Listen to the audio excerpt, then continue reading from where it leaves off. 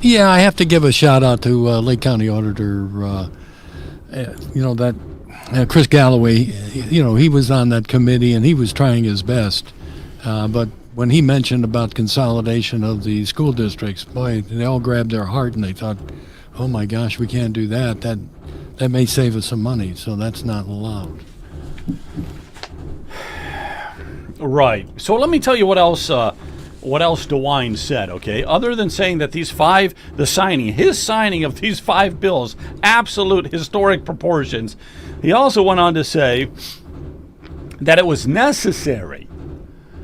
That it was absolutely necessary for him to do this. And I'm just like really totally confused by the whole thing because these are very similar to the bills that he vetoed, one after the other. Mm-hmm.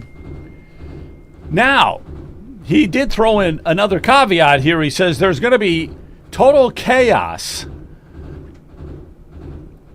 if this in the works citizen ballot proposal to abolish property taxes entirely makes its way into the Ohio Constitution in 2026. Total and complete chaos.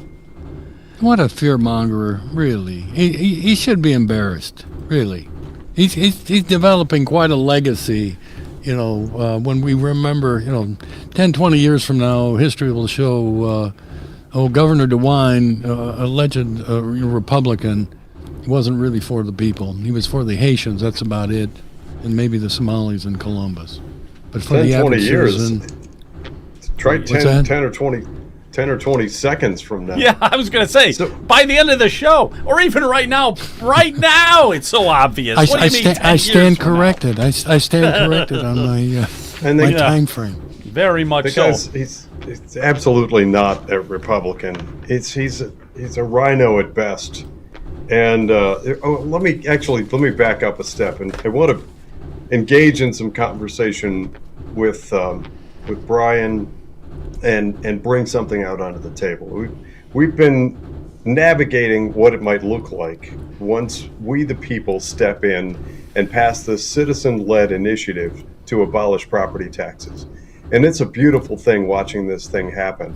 And I want to put it in the context with two pieces of this. One is, remember a couple of years ago when the far left were pumping billions of dollars into Ohio to capture and override our Constitution and just put all kinds of leftist mayhem? And we were trying to fight back, right? Making it more difficult to tinker with our state constitution, to pass supposed citizen-led initiatives, because that's a weak point. Ohio is one of the weakest constitutions in the nation. So remember that all that conversation that took place, and there were a lot of people on the conservative side saying, no, we want it to continue to be easy for us to drive citizen-led initiatives like abolishing property taxes. They weren't saying that specific issue back then, but people were saying we should keep it easy and we should make it available for we the people to drive something through legislation, to get it done, to get it passed and into Ohio. Well, now we're actually doing it, and we've got all these people clutching their pearls, like Mike DeWine. People like him. That's ridiculous. But in my book, more importantly, I want to touch for a moment on the school district thing. And just like lots of things on the right, we're not people that march lockstep. We're going to have some disagreements, but how we navigate that is important. We need to have open discussion. I don't actually agree with the notion of consolidating school districts. We have to be very careful, because in every instance I'm able to find, when we centralize, we lose power, we lose control, and things get worse. I think that there is plenty of fat to be trimmed and meat on the table for conversation about keeping local control of local school districts the way that it was meant to be. And remember, pause to hearken back to all the times I've said I refuse to call it a public school, because in a public school system, they would listen to the public and be responsive to the public. We know that school districts aren't. If we could force our way back to that, if we can get our way back to school districts actually responding to the public, and it's unfortunate that our society has become numb to the fact that our school board are nothing but cardboard cutouts. They're rubber stampers most of the time. They don't ever actually listen to the people and respond to our interests. But if we consolidate, we for sure lose that. There's no hope of getting back. So that's something that gets a little bit into the minutia of what happens after abolishing property taxes. And that's for something like the Brian Masseys and me of the world to talk through and navigate.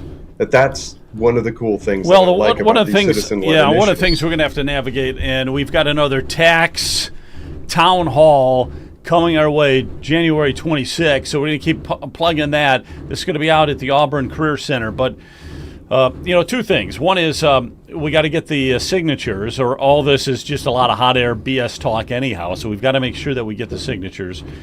The second thing is we've got to talk about ways of funding some concrete examples, because you just can't. What's going to happen is the fear-mongering is going to reach epic proportions, as we were just saying.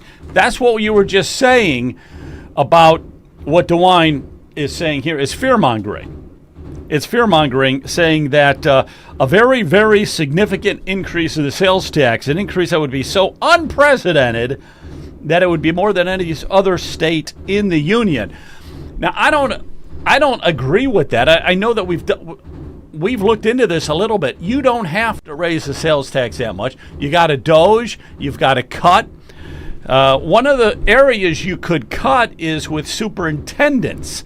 All right, so if we didn't have 611 school districts, if we had 100, you could right away get rid of 111 superintendents with an average salary of $185,000 a year, plus benefits, and they can make some extra money on the side doing all kinds of things. And that's the average. Okay, there's a lot that go exceed $200,000.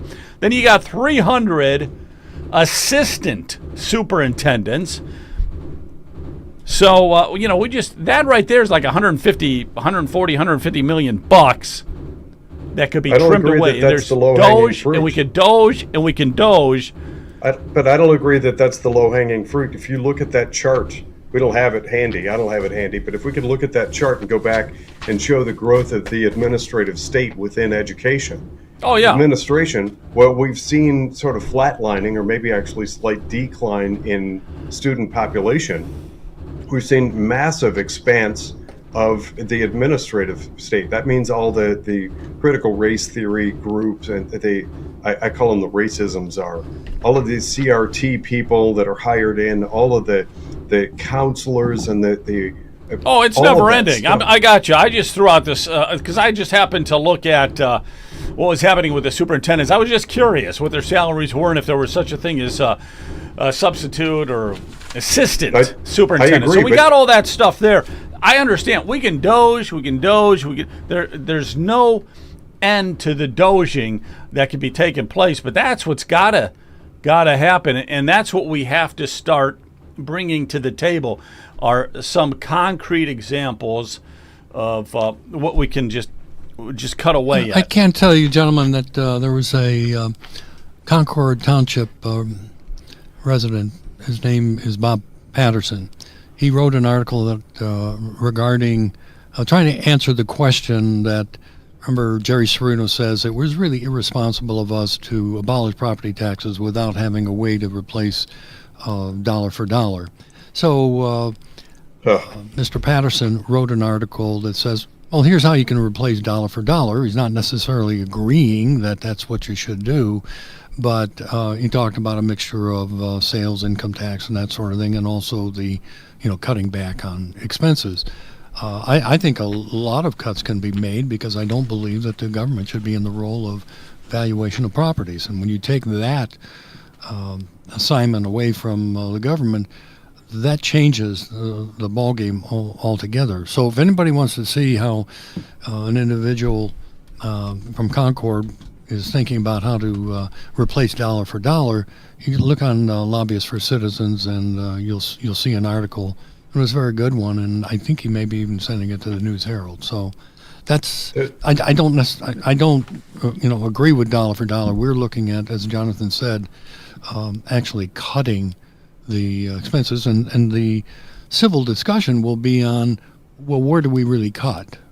Jonathan, may not be in total agreement with us, but at least we start the dialogue to say, okay, if we all agree on cutting, what makes the most sense? And we have to get our legislators involved. And the three of us can, talk, forever, but unless you get the legislators to buy in, and that's where the pressure is going to be applied to the legislators by the teachers' unions and the police and fire unions. So the unions are going to have a lot to say about it. Oh, they're going to have a ton to say about it. Hey, Joe, let me interject. There's a really critical connected question to that. So, Brian, we're going to have some fun with this, and you'll like this question. Our audience will as well.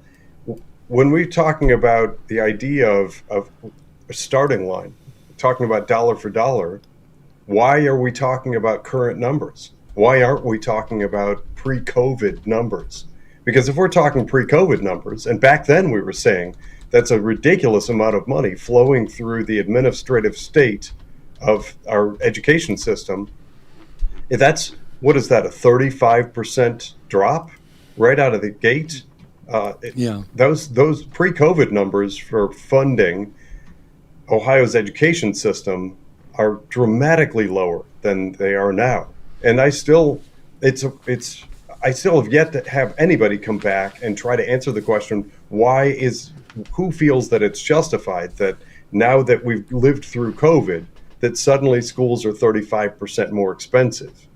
We thought that they were too expensive in 2018, 2019 at $124 million a year budget in some districts that are now $165 million a year. That's pure insanity. So what is it that changed that's that much more expensive? Well, that's my question. Yeah, I got you. Well, okay, I want to bring in another guest. We got George Satari with us. George, you out there?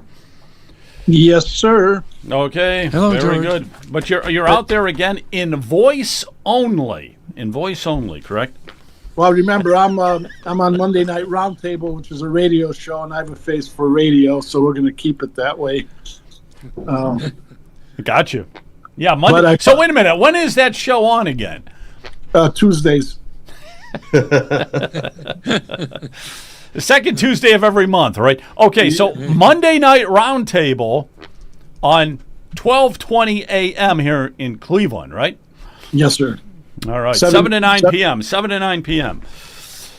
Yeah, Joe, first of all, I want to apologize for being late, but I was out buying books and games, and I have 4 grandchildren under 3, and I'm at Books A Million. I'm in line, and these 2 guys dash through the not the metal detector, but the buzzer that sets off the alarm if the tag isn't disabled.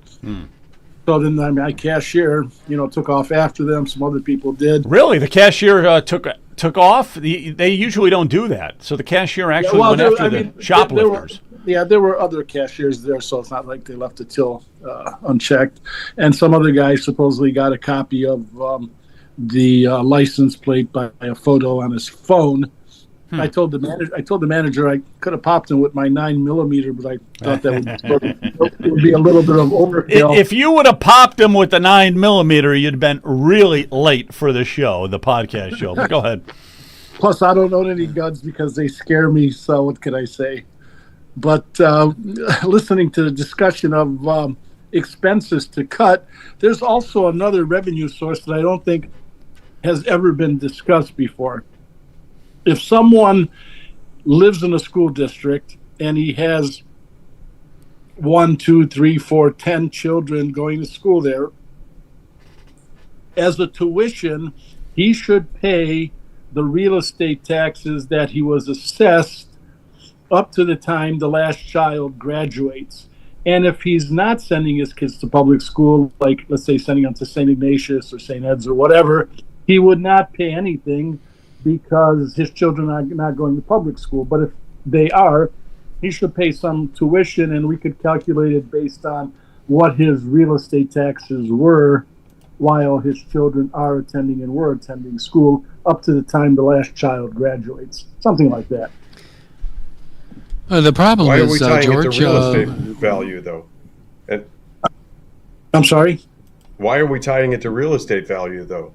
Why aren't we assessing a flat dollar amount if it Well, costs a certain amount per child? Because if you tie it to real estate, not only does that disincentivize young couples from having children, but it also leaves that whole big open question mark about who runs the valuation. So if somebody agrees to that, Ohio agrees as a whole, then suddenly in the future, you've got somebody that comes along, like happened this year and last year. They're like, oh, by the way, the value of your real estate is now up 33%. Then all of a sudden, instead of that same child who's working their way through the education system in a local public school, government-run school, so now suddenly, instead of $28,000 a year, which is preposterous, but that's what's being asked of us, now all of a sudden it's 34,000. And also, when you get the individuals and only the families with children funding, you get that same corrupted system that expects $165 million a year budget, now trying to send a $1 million bill to individual families with 5 children. Jonathan, I wasn't saying that's the only way. I said that's a component potentially, and it doesn't have to be tied to real estate taxes. It could be a flat, $5,000 or $2,000 or something. I know when I was looking at St. Angela's at kindergarten and first grade, second grade. Back then it was like $2,500. Of course, that was a while ago. So it doesn't have to be tied to real estate. I'm just saying, as a ballpark, paying some kind of tuition, chipping into the preposterous 24, 28, 32,000. Yeah. People. And obviously, it's never going to go down either. It's never going to go down. It has to come down. Again, it has to come down. Teachers are overpaid. They always give this BS that they're underpaid. They are, we've become the public. We've become the servants to the overlords, and they actually need to be making less than the average citizen in the private sector, not more, because as the old saying said, those who can do, those who can't teach, and those who can't teach become guidance counselors. So, that has to come way down, but the teachers' union is too strong, and the legislature's afraid of them, and blah, blah, blah, on and on and on. But, it's a variety of things. Doging the system, getting rid of some administrators, maybe cutting down to 100 school districts or 200. So there's a lot of ways to skin the cat. But, and let's face it, education is a disaster in the state of Ohio vis-a-vis the other states. And education in the United States is disaster vis-a-vis the other countries. So why, the emperor is wearing no clothes, but we all pretend teachers are underpaid. We all pretend they're getting good educations. Yeah, there's some good education systems and good teachers and, private schools and different things. But overall, we suck. It's terrible. It's terrible. And I looked at some, you'll see like kindergarten teachers making $100,000 if they've been at the school district long enough. $100,000 to teach kindergarten. It's like insane. So these salaries, they're way off the charts. I think you were the one saying they only work 800 hours a year full time, right? So that's the city of Cleveland. 800 hours. But that kind of makes sense because they get like 2-3 months off vacation. They get all the holidays, everything. So and that's full time. Yeah, no. But the worst thing here, I don't care how much money you make. You could be a very successful businessman. You can make millions. I don't care. But when you're taking my money to pay your salary, which is what they're doing with the property taxes, they're just clawing out my money to pay them. Then I draw the line. It's got to be bare bones. That's got to be bare bones, so we can afford this. And we need to have some kind of a say in all this stuff too. It just can't be. But Joe, what I'm finding is that many of commissioners, and elected officials that say, well, you got to belong to the collective. I've been told, well, Brian, you've got to pay for the school because, somebody paid for you to go to school. I said, well, they weren't paying $10, $20, $30, $40,000 for me to go to school. And it's it's incumbent upon the state officials to reallocate this money that they're collecting from the other taxes for the schools. But I'm not in favor of replacing dollar for dollar on the schools at all. I'm definitely not either. But when it comes to the big ticket items and doging the education system, I'll tell you, I'm all for evaluating salaries, and teachers' salaries are certainly going to be on the list, but they're item number 14 or 29 or something.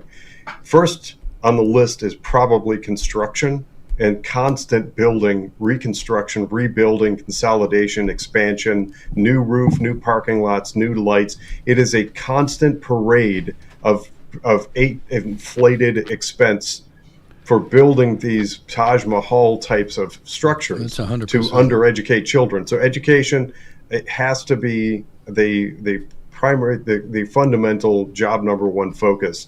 Construction is probably at the top of the list. After that is all the administration. So we're talking about teachers who maybe make $100,000 a year, and candidly, I think we really need to assess the number of hours and the value. We need to bring back a merit-based system to evaluate teachers, not just simply tenure. But before we get to teachers, we've got that whole, the 29 layers of administrative state. The administrators are oftentimes making drastically more than the teachers are. And that's a lot of fat to trim. And candidly, if we were to err on the side of not suggesting this, but if during the period of time that it takes us to work our way through doging education, if teachers are making more, if they're making more than market value for some period of time as we're working through and trimming the fat in the administrative state, then okay, I'm okay with that for a period of time, because that's where the rubber meets the road. And that if we could tie together an actual merit-based assessment system for getting rid of the bad teachers and praising and encouraging the good teachers while cutting other ancillary extraneous costs, I think that's the hierarchy of approach to doging education in my book. Okay, now a couple of things. One is the teachers union is not going. The teachers union controls all of this. Okay, so you can flap and say you want this or that done. It ain't going to happen. Okay, it ain't going to happen. So the only way we're going to make headway with this is with what Brian is doing and others. We abolish the property taxes, we nuke it, and we start over. Basically, that's what we have to do. And those salaries are one thing, but you got to remember every levy. It's like, for instance, in Cleveland Heights, 84% of a levy goes for the salaries. It goes for their pensions, whatever. It's all of that. So that is 84% of a levy right there. And then what happened to the elimination of the Federal Department of Education? I haven't heard anything on the news about that. Is that just been put on the back shelf? I think they're working. I think they've almost done it. I really think they've almost done it. Was that Linda McMahon? Is that who was in charge of it? Yeah, I think so. I think to some extent they have done that. I hope. It starts there, and also at the state level. The State Department of Education, what do they have, 17 or something people on that 19. board? 19. They're making demands of, such stupid things of, keeping track of kids that are doing this or that. And is that really necessary? And does that, help the overall education system? So I think from the federal department and also at the state level, they should really watch what they're demanding of the local school districts, because that's adding to the cost. Yeah, Brian, if I could speak to that. President Trump said, abolish the Department of Education, and that money that was going to schools at the local level, just send it to the states as a block grant and get rid of the bureaucracy, the edicts, the agencies. But we do have 17 members or 13 on the State Board of Education. But more importantly, we have 550 employees at the Ohio Department of Education. Wow, I didn't know that. 550. Wait, Something like from that. the state? Yes, sir. Yeah, that's right. Unbelievable. Unbelievable. Okay, now coming up today, 7:30, we're supposed to have Shannon Burns. I don't know if Shannon's going to be joining us, unfortunately. And if he doesn't, then we'll have to get him back on again. But it's already 7:37. I just called him, went to his voicemail. So there could be some kind of a mix-up here.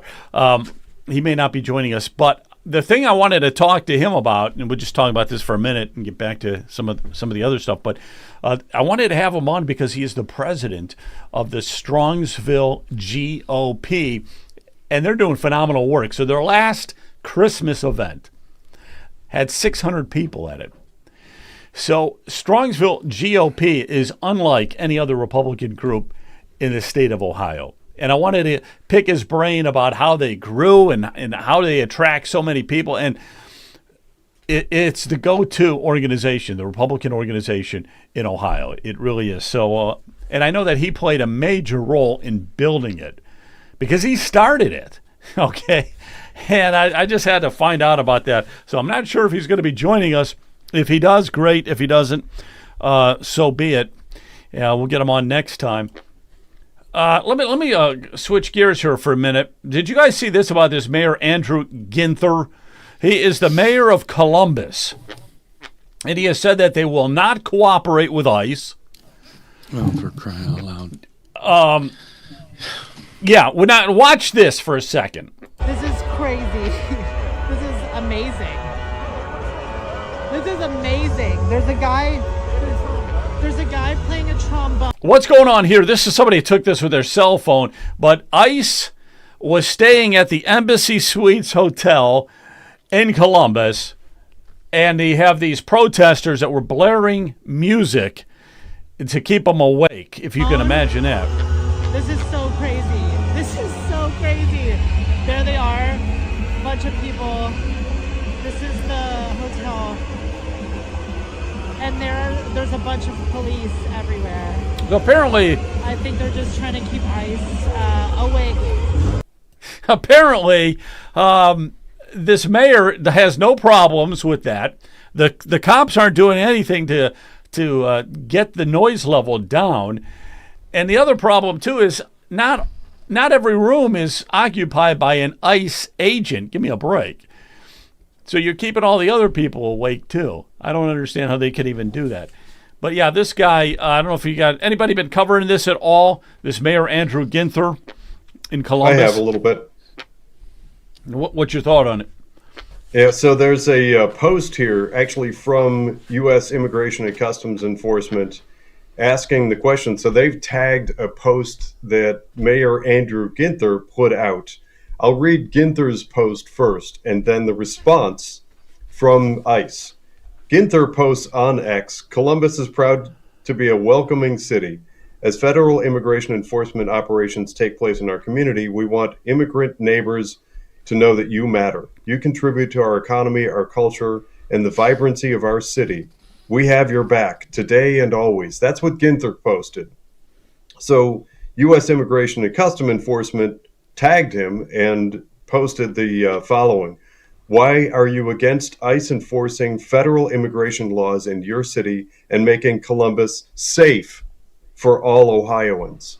And that's a spectacular comeback. I actually posted that. You'll see it if you follow Ohio Political News or me, J.R. Broadbent, on X. You'll see that, Joe, I tagged Ohio Political News, I tagged Ohio Rhino Hunters, and Symbol X Ohio. And my comment was simply drawing attention to this. Ohio is charting new ways to fail we the people miserably. Put this together with the story of immigrant communities defrauding U.S. taxpayers and funneling money to terrorist groups. It's awful. So we know this horrible bad stuff is happening. And then we get these people like Ginther, apparently is like the Tim Walz of Ohio, who just blatantly want to try to avoid our laws, rules, and regulations. They want to avoid the rule of law. It's no good. Well, yeah, that's the point I was trying to make too. Is this guy is blatantly against ICE, the federal agents. He's the mayor of the largest city in Ohio, and he is saying, he's taking the side of these illegal immigrants. And like, how can that be? And where's the backlash? And, so where's our governor, for crying out loud? Could you imagine something like this happening in Florida? I think DeSantis would probably be out there saying something. Our governor, he's not going to say a word.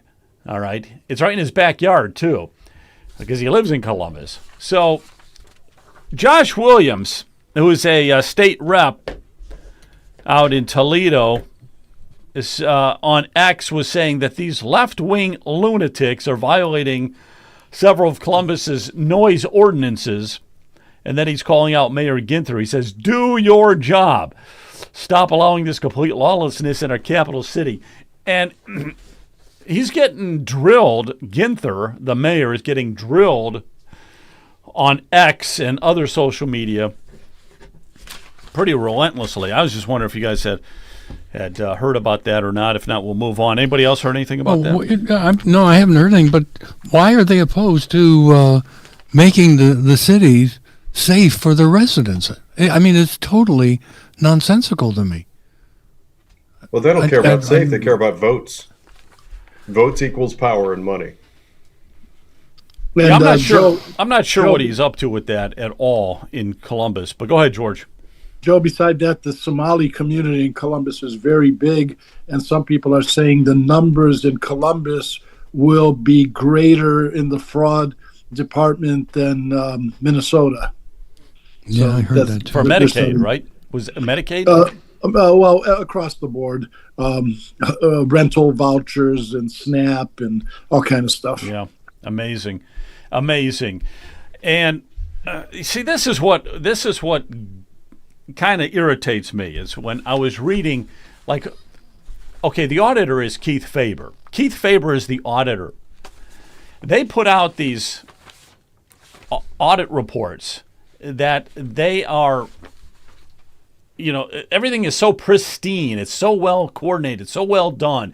They're looking into Medicaid. They're looking into SNAP. They're looking into all of this stuff. There's nothing to see, okay? And then we find out from some conservative doing her own investigative work, and we've heard from Mike Davila as well, state rep, that we're probably in the billions, easily in the billions for Medicaid, all this waste, fraud, and abuse. And yet the auditor's office doesn't find anything, okay? So where's the accountability here? Why isn't anybody saying anything like that? That's a valid point, Joe. Valid point. Joe, well, I think the problem with that is, Joe, all these are federal programs, and Biden allowed them to go run amok. I don't believe Favor audits. He audits more like city budgets and city governments and checks and balances in, townships, municipalities, villages, school districts. I don't think he audits federal programs. They're given to the states as block grants, however they're given, and Medicaid fraud is not under his purview. It's under the feds, their inspector general or whoever, and Biden let the whole thing just get out of control deliberately. So, and now Trump is trying to rein it back in, but I don't believe it's a state function on those specific programs per se. Because they don't find anything. They find nothing. Like I said, they may not be. They're not even charged to look or anything. All right. Again, if you said there was 500, there's 540 employees. Is that what you said in what was the Department of Education? Yes, sir. Yeah. How many employees are in the state auditor's office? Don't know, but you have to remember. You have to remember with all the different. School districts and libraries and townships and cities and villages. I mean, we have 1,300 townships alone. I think 500 or 600 cities and villages. Then you take library districts, school districts. Let's face it. There's about 20 different kind of entities within the state of Ohio. Type of entities, sewer district.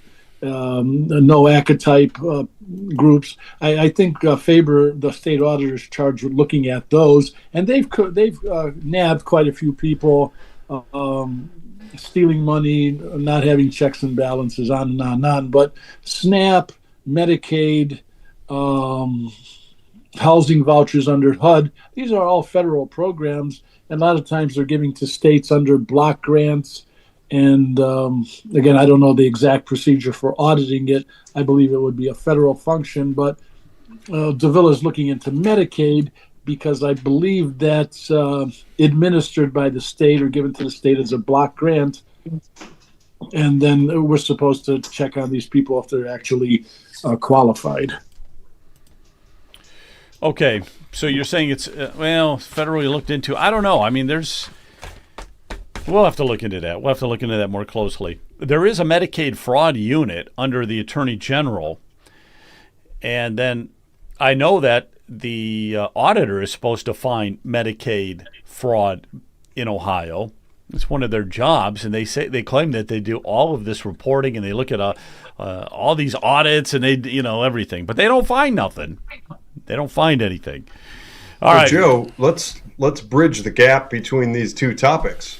Let's talk about the waste, fraud, and abuse of some of the immigrant community and illegal immigrants and school enrollment, because there's some indication that some of the school districts are propping up their enrollment numbers, which is driven by the desire to have that the per student the money that comes in based on school district enrollment. That there is some indication that there are some illegal aliens enrolled in Ohio's schools. Each one brings in a price tag. It's an amount of money that comes into the school. I have to sort of paraphrase. I don't remember the exact dates, but if a school district reports 3,000 students by something like September 15th, then they get all these federal dollars that flow in based on those numbers. And I don't think anybody's checking the authenticity of those numbers. We do have all kinds of opportunity for trimming fat there.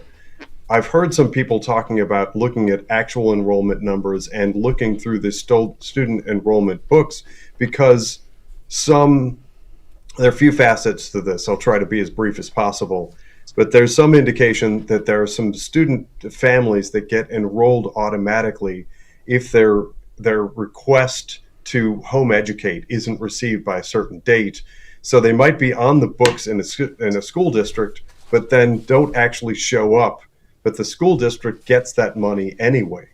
And where illegal alien families are concerned, there may be some number, and it might be huge within Ohio, of illegal alien families enrolling children. And once they do, then they're automatically eligible for all sorts of things like the food assistance program through the school, etc., which may be another avenue for defrauding the system.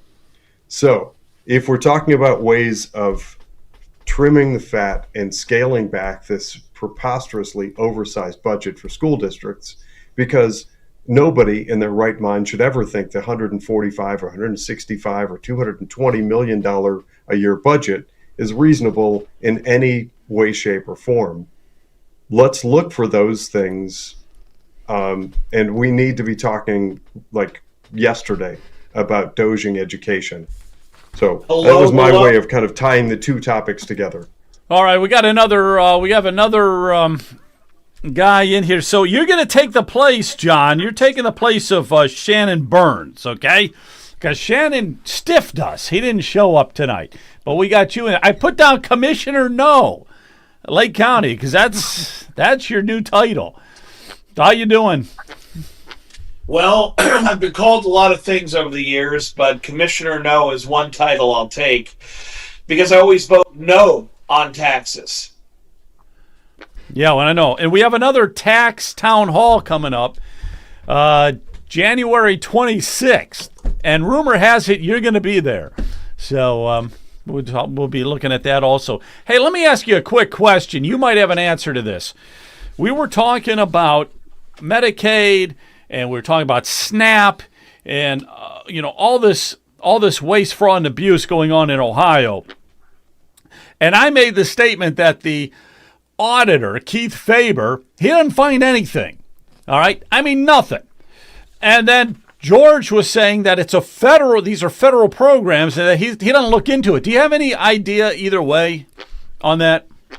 So let me say this. I think that as state auditors go, Keith Faber has been more disciplined and has pushed his job further than most. During COVID, he quite literally audited the COVID numbers and frankly gave Governor DeWine heartburn like you wouldn't believe. He just released a press release showing that 2/3 of the tax incentives that have been given out by the state have not been returned with the appropriate numbers of jobs and economic growth that were promised. And I can tell you, Auditor Faber got a lot of grief from the governor's office for putting that out. So I want to start by saying I think that Keith Faber has actually been a really strong auditor, historically speaking. That said, the job is simply not set up to audit federal programs like Medicare and Medicaid. And it's really not set up in a way to look at waste in any meaningful way. You can voluntarily ask the auditor's office to do a quote-unquote performance audit, where they do look to see, is your government subdivision, is your agency operating efficiently? But really all they do on a biennial basis for most cities, villages, townships, and local governments is to see if there's any obvious fraud. And they follow state law in the way they perform those audits, but they're not really penetrating. And so I think it gives people a false sense of security. It's not the auditor's fault. It's just that we have a system that's set up where the state auditor checks for obvious fraud, but really isn't engaged to look for waste and is not engaged to do a deep audit looking for deceptive types of fraud. And so, truthfully, a lot of the biennial audit process is a waste of time. Okay, the problem I have here, John, is that they're saying there's literally billions of dollars in waste, fraud, and abuse in Medicaid and some of these federal programs. But I know the state also contributes in some capacity, but nobody's finding it. I think that could be a big problem. But I'm going to move over to something else here. I want to talk about this. Okay, Senate Bill 293 was signed by Governor DeWine. And Senate Bill 293 is that there's no longer this grace period for elections. So the way the law in Ohio is, if you are doing mail-in balloting and your mail-in ballot comes in up to 4 days after the election day, it still gets counted. There's only 15 other states that do that. So 35 of the states have said that that's BS, we're not doing it. So finally, DeWine finally signed it so that we are no longer one of those states. Of course, it's caused a little bit of an uproar, you can imagine, like the League of Women's Voters. They're all up in arms. That's the most liberal leftist group I could think of, the League of Women's Voters. Jen Miller is the executive director, and she says hundreds of thousands of Ohioans across the political spectrum rely on voting by mail. Yeah, they do. Even more than that, actually, probably millions. But just get the ballot in on time. It's not that hard. And we know that when you're looking at elections, all of the fraud happens with the mail-in balloting. All right, so this just seems like common sense. Any thoughts? Joe, the BL bottom line is that a lot of dead people, a lot of dogs and cats are no longer going to be able to vote under the new system. So, I always say, my grandpa voted Democrat for the first time this year. Death really changes a man. Yeah, a lot of the people in the cemetery have become Democrats. I kind of figured that. Wow. Well put. Jonathan, go ahead, Brian. Jonathan. I was going to ask you the question. Isn't Marcel Strivich, he's all over on this subject matter where he wants to really tighten up the election laws? Yeah, so there's been a little back and forth, tit for tat, with, among other people, Allison Russo on the far left She is she's a far left, ultra liberal, progressive Democrat, and she's advocating. I don't even know what she's advocating for. The year round voting. I don't know. You can mail it in. She's ridiculous. But Marcel Sturbich has really put his foot down. If you follow him on X, you're going to see some very good, poignant responses from Marcel Sturbich on this whole issue. And I've put it this way in a few of my responses. This is similar to some of the things I've heard Marcel Sturbich say.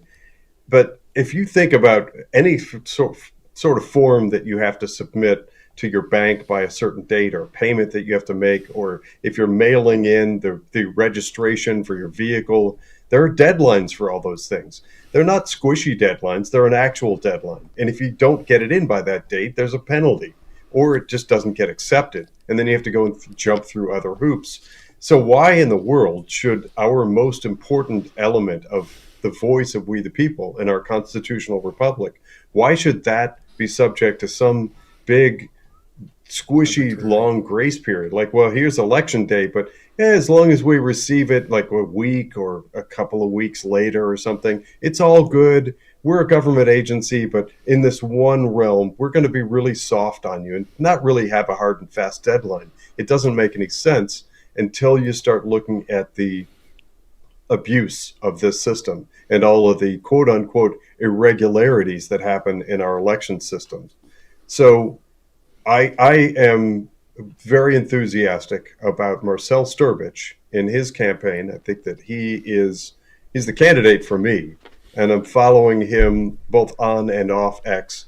But I find particular delight in the comments that he makes on the social media platform X. You should follow him because he's not holding punches. He's going right after our current Secretary of State, Frank LaRose, so for some of his shortcomings.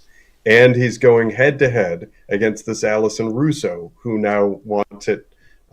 She wants that position for the ultra far left. Okay, so wait a minute, Russo. So she is running. She's going to run for Secretary of State now. That's she has signed. Here's the thing. I think that's in and a done deal. Is okay, it John so Plechnik? Do you know? Is her petition in? I'm not aware if she filed her petition, but she has declared that she's running for Secretary of State. I believe there is another Democrat running as well. So she's in a primary at this point, not really sure which of them are going to win. And frankly, I don't care. I'm not voting for either one because I think it's time that we say the quiet part out loud. We all know Donald Trump won the presidential election in 2020. That's not a theory. It's not a guess. It's a fact. We're seeing now in Arizona that over 300,000 votes were not properly certified. Wow. And that's just one instance of voter fraud in these United States of America. So we all know the only reason why anyone would object to common sense security features on elections like voter ID, like deadlines for voting, is because you don't want an honest tally. You want to make the figure as manipulable as possible. If it's harder to get a plane ticket and fly than it is to vote, to exercise your most important civic right as an American, there's something wrong. And the reality is, you want to get on a plane, they want to see an ID, they want to see a passport, they want to put you through security. You have to register in advance, and if you don't meet the deadline, you ain't flying. If it's harder to get on a flight to go see a baseball game in Chicago or see your friends in California than it is to vote for the number one most important office in the world, there is something wrong, folks, and it is all about voter fraud. Trump won 2020. Yeah, he did. Okay, look at this. Look at these numbers from 2020. So, Obama got 69 million votes, and he set the record for the Democrats. Okay, Biden got 81 million. 81 million ballots. Now look at some of this other stuff. Okay, bellwether states. Obama, when he won, he took 18 of the 19 bellwether states. Trump, when he won, And we're not talking about, we're talking about 2020 here. Trump took 18 of the 19 bellwether states in 2020. That means Biden took one. He took one of the bellwether states. No, Joe, that's not correct. That's 18 out of 19 bellwether counties. Oh, bellwether counties? Okay, sorry about that. Yeah, because the bellwether states, the battleground states, Biden took all of those very minusculely, and some of them were, Trump was winning at, 1 o'clock in the morning, 2 o'clock in the morning, they stopped counting, and then 6 o'clock in the morning, Biden had won all those states. Yeah, it's not those are the 18 of 19 bellwether counties. Bellwether counties. But still, okay, so that's a good barometer, right? Oh, absolutely. That's a good barometer. I mean, It come always on. is, except for 81 2020. million votes for a guy that was living in his basement, campaigning out of his basement. That's what's so crazy about the whole thing. Yeah, I agree with you, John, 100% about that. But I want to throw something. George, let me throw something at you for a minute. The statewide candidates, the Republican statewide candidates, no one has filed paperwork yet, have they? That's correct, because I guess they're all hoping that Vivek chooses one of them as lieutenant governor or something. But the Democrats, I believe, have all filed pretty much for their respective primary races, but the Republicans have not. Okay, that is so weird. That is so weird. Like, Robert Sprague wants to be Secretary of State. Like we were talking about Marcel Stribich. Okay. Mm-hmm. He wants that job. He's got all these people that are endorsing him for that position, but he hasn't filed the paperwork yet. So how much does he really feel that he's got to be Secretary of State? He hasn't even filed the paperwork yet. None of them have. Joe, right, wrong, or in between, I have consistently heard that the three people Vivek is looking at for his running mate are Robert Sprague, Frank LaRose, and Christina Rogner, probably in that order of seriousness. Now, could it be someone we've never heard of? Could it be a total surprise? Absolutely. But it's fair to say that the chattering class in Columbus thinks that those three are kind of at the top of the list for consideration. So I completely agree with George's conclusion that they're waiting to see who the LG pick is going to be, because Sprague, LaRose, Rogner are all kind of at the top, and they're all looking at running for statewide office and another seat if they're not picked. Yep. Okay. So I have heard LaRose. You're hearing also Sprague and Christina Rogner, who could be the lieutenant governor that Vivek might choose, right? Yep, that's what we're hearing. And which one that you've heard is got the most likely? Is it LaRose or is it Sprague? For whatever it's worth, I've heard kind of Sprague, LaRose, Rogner in that order, but people are obviously guessing. Unless your name is Vivek Ramaswamy, you don't truly know who's leading that race for lieutenant governor. But I think it's fair to say those three are being looked at, and they believe that they're being considered, which is precisely why they're holding back on filing for another office, because ultimately, if they're the LG, they're going to be on Vivek's petition. Crazy. So, Brian, it's just one big musical chairs. That's all it is. Yeah, just wait. It's always been that way, but I want to give a shout out to Marcel Stribich. He is the very first statewide candidate that has publicly said that he is supporting our constitutional amendment to abolish property taxes. So we thank Marcel for stepping up and speaking out on behalf of the average citizens of the state of Ohio. Yeah, I just, to me, it bothers me a lot that guys like Robert Sprague, who want to be Secretary of State, supposedly, haven't filed the paperwork yet. Christina Rogner hasn't filed paper. Like you said, they're waiting for that lieutenant governor position to open up. But where is the, where is it that drive? Yeah, where is it that vibe that they want to do this job because they're qualified for it and they're going to do such a great job at it? So that kind of just got thrown out the window. Well, especially with career politicians, so that's for sure. And that certainly absolutely applies to Sprague. I mean, Sprague was he wanted to run for governor from everything we understand. And when Vivek Ramaswamy threw his hat in the ring, Sprague was kind of thrown for a loop. He's a career politician. He wanted to figure out a way to continue his career. And so he just shifted his sights to Secretary of State. But backing up a moment, I want to point something out that to me is critical, and we can't possibly lose sight of this.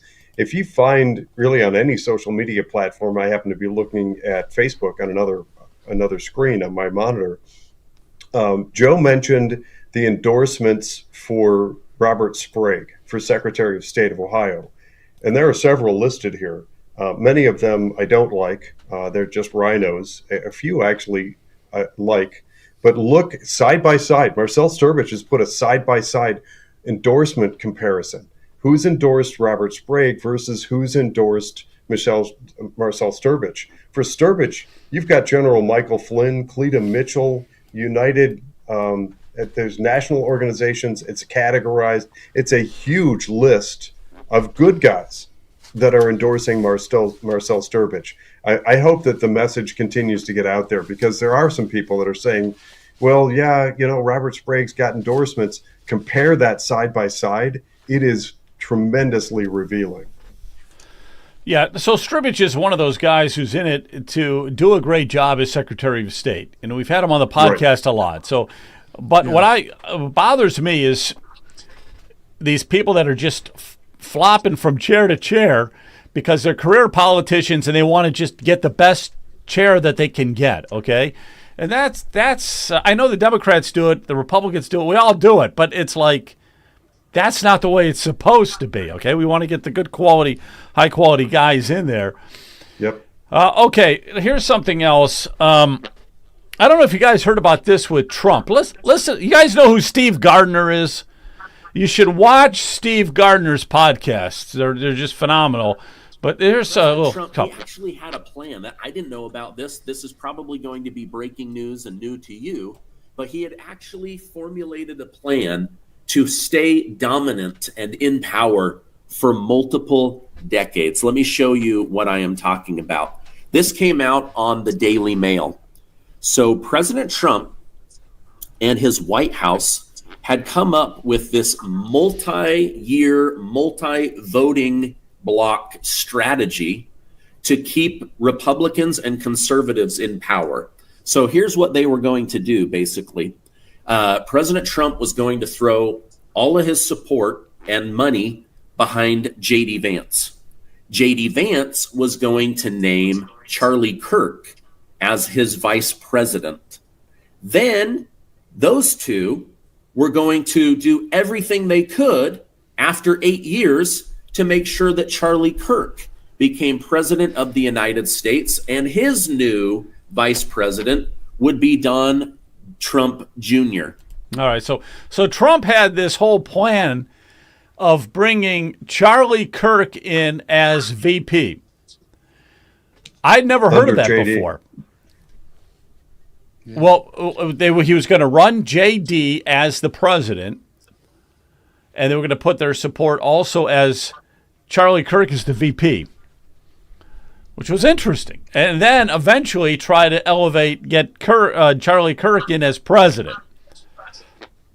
So I don't know if anybody had heard of that before. It was news to me, but I will say this, Joe. It's very well known in conservative circles nationally that Don Jr. is part of the conversation, and I would not at all be surprised to see Vance Trump 2028 with Don Jr. as the VP candidate. It obviously is gonna depend on how the Trump name is polling in 2028 in critical swing states, because Donald Trump and his son are unselfish. Their goal is to make sure that the MAGA movement goes forward. But I think it's very possible. In fact, I think it's very likely that we see Vance Trump 2028 with Don Jr. on the low end of the ticket. So maybe the tragedy of Charlie Kirk has actually advanced Don Trump, Don Jr.'s future 8 years in advance. Oh, that's interesting. Yeah, because I thought, obviously Charlie Kirk cannot be VP now, but I thought Marco Rubio was in that lineup too. Commissioner, did you think Rubio are they just going to push into the side, or is he Well, going to be? Donald Trump had perm- said, to answer your question, Brian, Donald Trump had said several times that Marco Rubio has been the best Secretary of State, is going to go down as the greatest Secretary of State in U.S. history, and that he could see Vance or Rubio go forward to be his successor as the presidential candidate in 2028. But I think part of that is just Trump being Trump and making sure that his cabinet and his team are competing. So I think that Trump has always viewed Vance, as most presidents do, has always viewed his VP as his most likely successor. And while I don't rule out Marco Rubio as playing a role in a future administration, whether it be as the VP or continuing as Secretary of State, I think he is a powerful advocate. It's also true that Marco Rubio was not an original part of the Trump team. And you definitely see that Trump is loyal first and foremost. He values people who are loyal to him. And let's be honest, 2016, it was Trump versus little Marco. And while Marco Rubio, I think, has grown and recognized that reconciliation with Trump was the path forward for America, he was not an original member of Team Trump. And so I'm not sure that he's going to be, in the direct line of succession as a result of that. J.D. Vance is probably going to be our 2028 nominee. I think Erica Kirk's endorsement and Marco Rubio seconding that endorsement very shortly thereafter is powerful evidence that Vance is the plan for 2028. But I really do think Don Jr. is a highly likely candidate for VP in the next round because, let's be honest, with a name like Trump, how can you lose? yeah, that's a good point. So they want to keep it all in the family, but the Trump name is so powerful, it probably does make sense. Let me throw a question out to you guys. Who do you think the Democrats would run in 2028? Any thoughts on that one? Well, I hope it's AOC. I really do. Yeah, I do too. That would be great. that'd be a walk in the park if it's AOC. She deserves the recognition. Yes. There's a lot of talk about who is that? The governor of California, Newsom. Gavin Newsom. Newsom. He's most likely. Gretchen Whitmer. I think it's time for us as a society to have a more serious conversation, though. We know the Democrats are likely to put forward a joke candidate like an AOC or a Gavin Newsom. And if and to the extent by some crazy turn of events they got elected, it would be devastating to America. But let's talk seriously. If we were to have a real Democrat Party, if RFK, if JFK were here today and were running the party, they would actually, I think, press pause and say, we've got good leadership now under Trump. We should have unity. We should actually nominate whoever Trump supports. I mean, I'm not joking. If we had a real Democrat Party that was truly American and not communist, they'd say, President Trump, you've done an amazing job. We're ready to nominate J.D. Vance. We don't have any candidate who's ready because there's no one ready for prime time. If we're being honest, there is no Democrat who would be a suitable president of the United States on the national level right now. We can think of people who would mess things up and would cause a disaster, but there's no one we could name that would seriously do a good job. You don't like Tim Walz for the job? Tampon I'd bring Tim. back Kamala.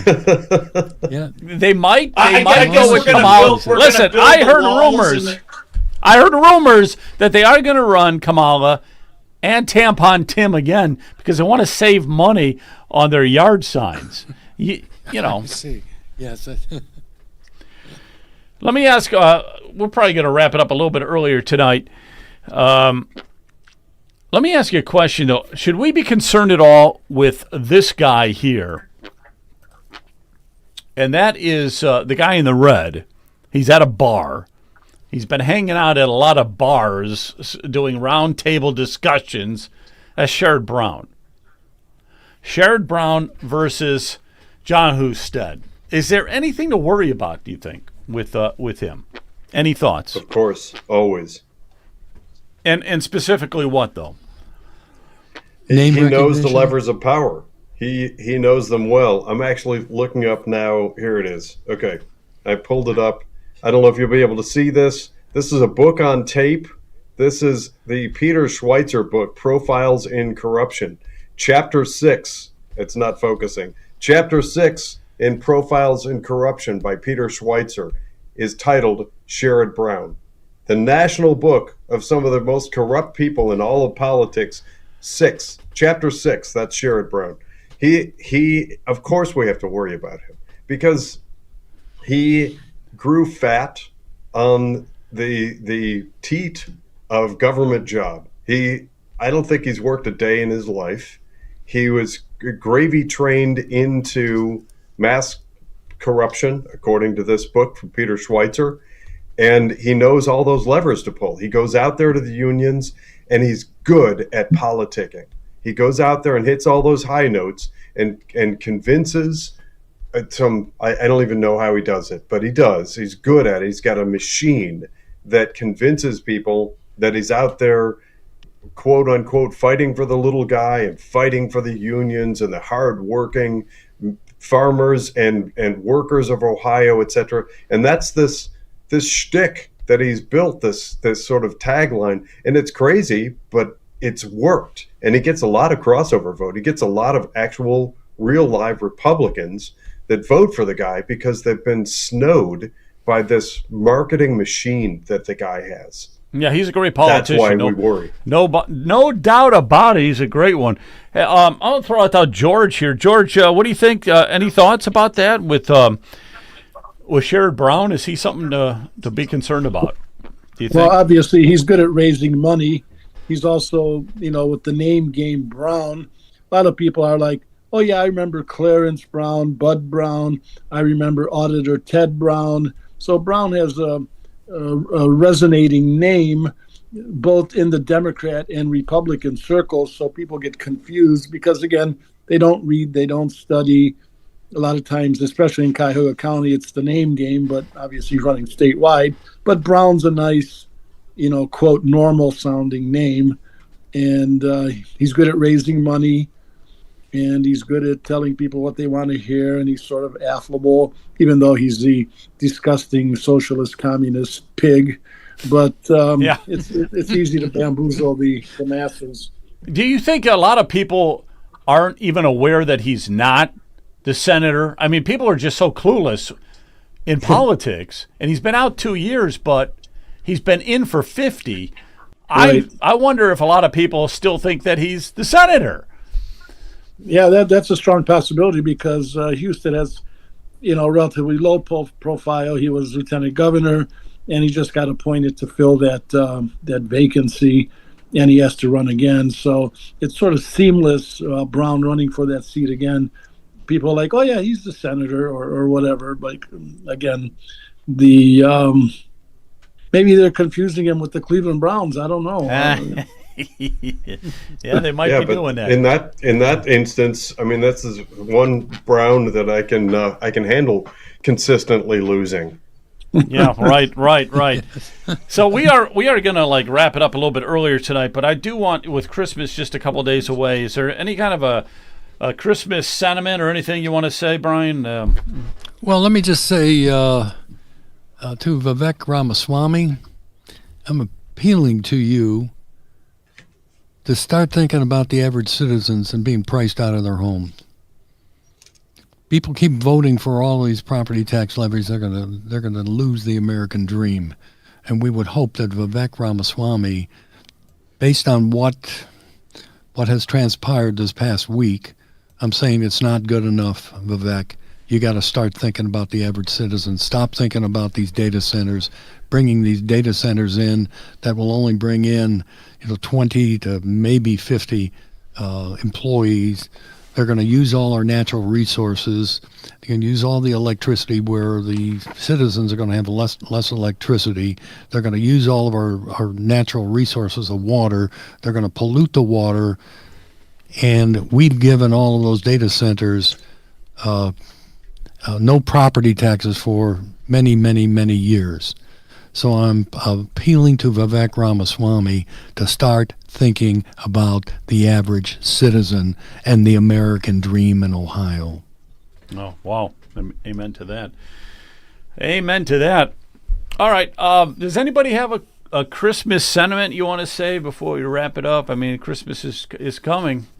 Joe, I want to say I was at Medina County Friends and Neighbors Christmas party last week, and the speaker was Mayor Matt Miller of Ashland. I guess he's also a pastor, trained as a pastor, licensed as a pastor, whatever. But his Christmas message, and I'm sorry, I saw somebody recording it. I wish I would have recorded it. And it's hard for me to synthesize and summarize it. It was basically 20 minutes long. But basically, that Christ was born for a specific reason, and obviously, what we know what it is. But but he just got into all kind of details, and the message of Christianity as emanating from the birth of Christ. So I'm going to try to get that. I saw somebody videoing it, and I know who it is, but it was so powerful. It almost left me weeping. And I was thinking, darn, I wish my daughters could hear that. Not that they're, atheists or non-Christians, but it was such a powerful Christian message. I do want to give kudos to Mayor Matt Miller of Ashland, a tremendous intellect and speaker in his own right. Oh, that's terrific. Yeah. Oh, I wish I'd been there. Joe, Yes. that's George's comment reminded me of something, so I will interject something here. I didn't catch much of the America Fest. I've just been too busy with other things, but some snippets did get through to me. My wife actually shared video of Russell Brand. Every once in a while, I catch Russell Brand mostly on Rumble. He shows up in my feed, and I like a lot of what he has to say. And he's got a really unique way of putting things and interesting perspective. But his speech that he gave at America Fest, it's worth going and watching. I think it's really good. And a huge part of it, really, it's spot on, I think, and it relates to the message of Christmas and Christianity. One other thing, so when it comes to Christmas, I have on my wish list for Ohio and for our nation for more people to pay attention to local politics. Please do. I'm asking you, if you like this show, if you approve of my voice, you like me, please follow local politics, get involved in some way, shape, or form. If that's local school board or use Precinct Strategy. Remember, there are two websites, one dedicated to Ohio, that's ohioprecinctstrategy.org. There's also the national precinctstrategy.com. My friend Dan Schultz set that up. But get involved locally. If we start that in 2026, we really can turn things around. We took a major blow when the powers that be silenced the voice of Bob France in northern Ohio, but we can fight back by getting involved ourselves at the local level. Let's do it for 2026. Oh, amen to that. Okay, and also I'll let Commissioner No have the final word tonight. So, and Merry Christmas to everybody. Yeah, Merry Jesus Christmas. is the reason for the season. Merry Christmas. Do you have a last Amen. eulogy? Amen. Let me tell you something.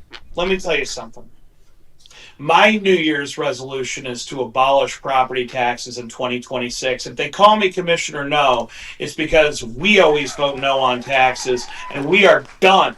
We are done with these ever-increasing property taxes, taxing seniors out of their homes. If the state reps and senators won't do their job, we're going to do it for them. Our New Year's resolution, no property taxes 2026. It ain't just Commissioner No anymore. All of Ohio is saying no to property taxes.